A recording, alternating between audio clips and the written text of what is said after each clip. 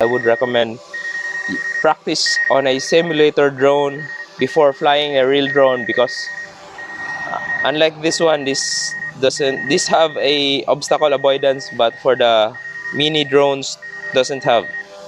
So this is the drone series. So basically I'm flying out the drone right now, so I'll just starting the camera.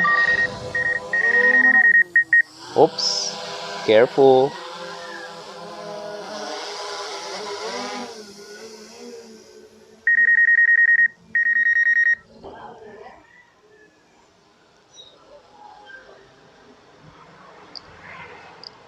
So I'm already adjusting the camera.